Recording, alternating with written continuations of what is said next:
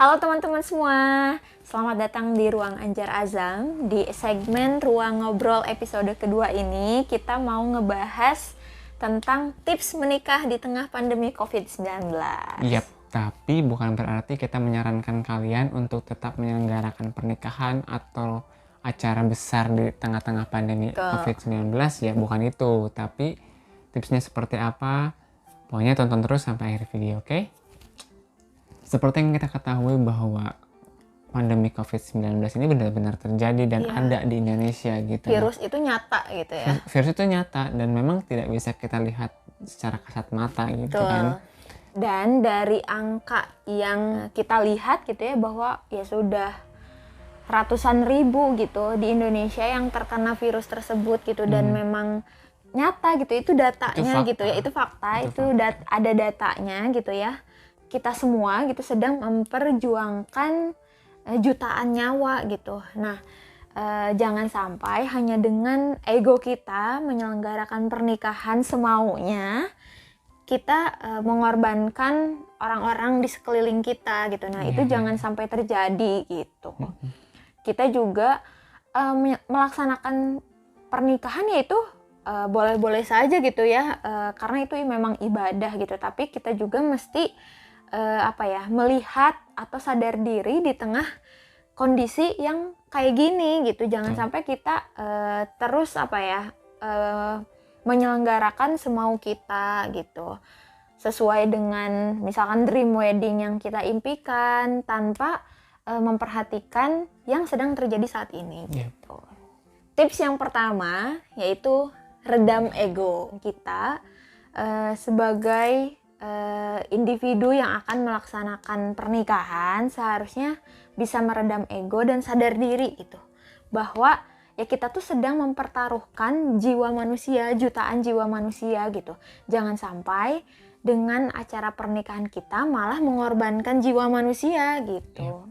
Jadi jika misalkan memang kita punya angan-angan nanti kalau misalkan kita menikah, inginnya acara besar, mengundang banyak orang, memfasilitasi banyak dan lain-lain gitu. Pengen mewah gitu ya, atau gimana gitu.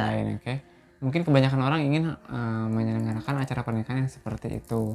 Tapi ya tadi, kalau misalkan memang ingin menyelenggarakannya di tengah pandemi COVID-19 saat ini, ya kita harus meredam ego. Kenapa kita harus meredam ego?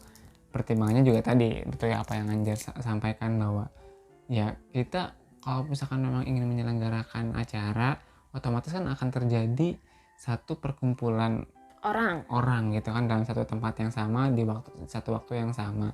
Ya kita harus menghindari penyebaran COVID terjadi di acara tersebut gitu. Betul. Maka dari itu kita harus meredam ego itu semua, mulai dari membatasi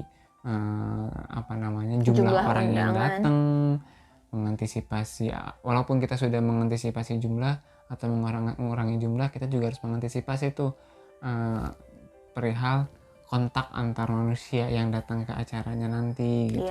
Harus diperhitungkan juga, mulai dari protokol kesehatan seperti disinfektan, penyemprotan disinfektan di mana-mana, penggunaan face shield, masker yang diwajibkan, hand sanitizer dan lain-lain, ya itu harus diperhatikan sekali gitu, karena ya itu salah satu bentuk ikhtiar kita agar setiap orang yang datang ke acara itu ya bisa merasa aman. Redam egonya, jangan keras kepala, kita harus menyayangi orang-orang di sekeliling kita gitu. Terutama orang-orang yang kita sayangi, seperti itu.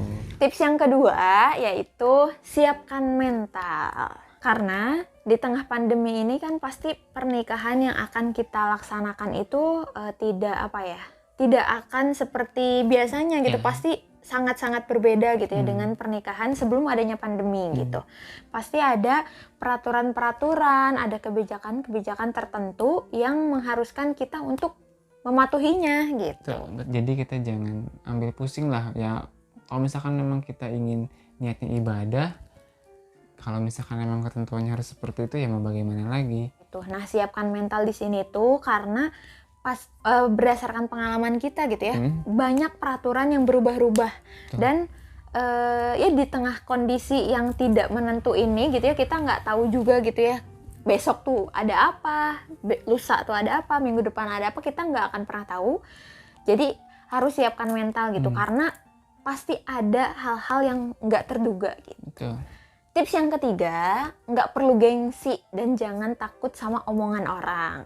Katakanlah kita menyelenggarakan acara pernikahan dengan sangat-sangat sederhana. Karena tadi mempertimbangkan jumlah undangan yang datang dan lain-lain, maka mungkin pernikahan kita akan terlihat sangat-sangat sederhana. Dan mungkin kalian akan ngerasa, duh gimana nanti kalau misalkan teman-teman bilang, kok sederhana banget sih? Kok cuman gitu doang sih acaranya kita nggak gitu. diundang sih gitu kan. Ya kita sih harapannya jangan sampai kepikiran seperti itu. Kembali lagi, itu kan menjadi salah satu ikhtiar kita untuk bisa melangsungkan pernikahan. Niatnya ibadah, ya sudah. Yang penting acara bisa terlaksana dan aman gitu. Ya. Jadi ya udah nggak seharusnya lah ya, nggak perlu gengsi-gengsi lagi gitu untuk menyelenggarakan acara pernikahan yang sederhana gitu, karena ya memang ini untuk kebaikan gitu. Kalaupun misalkan sebelum pandemi gitu kalian ingin menyelenggarakan pernikahan semaunya, ya itu nggak ada masalah, karena memang situasinya juga nggak ada masalah.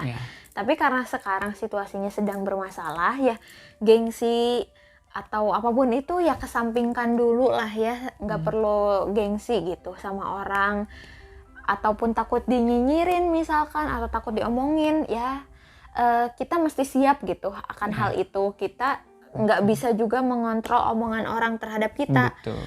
Kita pun misalkan menyelenggarakan acara sekeren apapun gitu ya misalkan, ya pasti itu pasti Tetap ada aja yang nggak suka gitu ya, pasti ada aja. Jadi nggak usah peduliin omongan orang, mau itu orang ngomong kayak gimana terserah gitu, yang penting kita niatnya menyelenggarakan ibadah gitu. Iya, dan mungkin nanti omongan-omongan seperti itu tidak hanya datang dari teman, bahkan saudara pun mungkin nanti akan ada yang mengeluarkan kata-kata seperti itu. Tidak menutup kemungkinan, karena kan tidak semua orang juga paham dengan kondisi sekarang seperti itu. Intinya ya bersabarlah, harus kita yakin bahwa ini sebetulnya jalan terbaik untuk kita. Betul. Seperti itu. Jadi lanjut yang ke-4. Apa itu? Komunikasikan baik-baik dengan orang tua dan pasangan kita. Karena nggak menutup kemungkinan gitu ya, bahwa kita dengan pasangan, atau kita dengan orang tua, atau kita dengan calon mertua itu bisa jadi berbeda pendapat, bisa jadi berbeda selera juga ya. Misalkan kita maunya kayak gimana, pasangan kita ternyata maunya kayak gimana, orang tua kita maunya kayak gimana, ternyata orang tua pasangan maunya kayak gimana, itu tuh pasti beda-beda pendapat gitu. Nah, kita harus bisa bicarakan itu baik-baik dan ambil jalan tengah gitu, bahwa kalaupun misalkan ada yang ingin menyelenggarakan pernikahan seperti pada umumnya sebelum ada pandemi, kita harus kasih pengertian bahwa di tengah situasi seperti ini ya belum memungkinkan untuk bisa melaksanakan acara seperti itu gitu. Karena ya tanpa adanya komunikasi ya sulit untuk bisa sejalan. Intinya kita mesti komunikasikan secara baik-baik. Kalaupun ada perbedaan entah itu atau apa ya, tentangan dari orang gitu ya, kita harus siap menghadapi itu, dan kita juga harus bersikap bijak gitu, bahwa kita harus bicarakan itu secara baik-baik gitu. Yang kelima, cari vendor ataupun wedding organizer, wedding planner, atau apapun itu yang bisa diajak kerjasama di tengah situasi pandemi seperti ini. Kita sebisa mungkin harus cari yang sevisi sama kita. Karena di tengah pandemi ini tuh ya kita mesti kerjasama bareng-bareng gitu, nggak bisa kayak sendiri-sendiri. Misalkan pengantinnya ingin menyelenggarakan sesuai protokol, tapi misalkan WO-nya nggak mau, atau misalkan vendor yang lainnya misalkan masih abai, ya kita jangan sampai gitu kan, seperti itu. Di masa-masa normal aja kita selalu mencari yang yang sejalan, yang sepemikiran, yang bisa tahu atau bisa ngikutin apa maunya kita gitu. Apalagi sekarang di tengah-tengah pandemi gitu, makin banyak lagi aspek-aspek atau request atau permintaan yang memang harus disesuaikan lagi gitu. Oke, selanjutnya tips yang keenam, yaitu selalu update perkembangan COVID-19. Iya.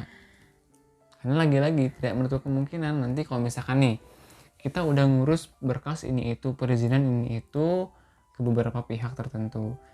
Jadi harus update terus informasi tentang penyebaran COVID-19. Kenapa? Karena tidak menutup kemungkinan kita udah ngurus perizinan ke sana kemari, sudah dapat izin dari sana sini, tapi di tengah jalan beberapa hari mungkin sebelum acara tiba-tiba ada informasi misalkan wilayah kita atau wilayah kamu masuk ke dalam wilayah zona merah misalkan, pasti nantinya akan ada perizinan tambahan lagi atau ada persyaratan yang lain lagi yang perlu kita penuhi seperti itu gitu. Berdasarkan pengalaman kita juga kayak gitu ya. Menjelang di minggu terakhir mau hari H itu tiba-tiba kota Bandung tuh zona merah gitu. Kita mesti mengubah konsep dan lain-lainnya gitu ya yang kita nggak terduga gitu. Di H-min seminggu kita merubah hampir semuanya lah ya, enggak setengahnya lah ya, kita hampir merubah setengahnya gitu. Jadi ya harus selalu update sih sama perkembangan dan peraturan atau kebijakan yang berlaku, karena bisa jadi H-1 aja bisa aja tiba-tiba berubah ya.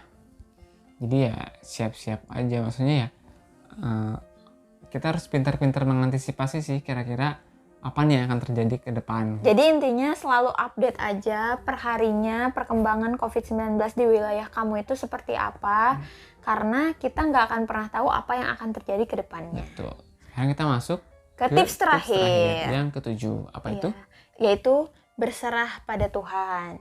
Nah, setelah kita melewati tips dari 1 sampai 6, setelah kita melewatinya gitu ya, kita serahkan aja semuanya sama Allah. Percayalah bahwa Allah tuh pasti ngasih yang terbaik sama kita gitu. Allah tuh nggak akan pernah ngecewain hambanya sedikit pun. Jadi kita percaya aja, minta pertolongan sama Allah bahwa acara kita tuh bakal dimudahkan dan dilancarkan.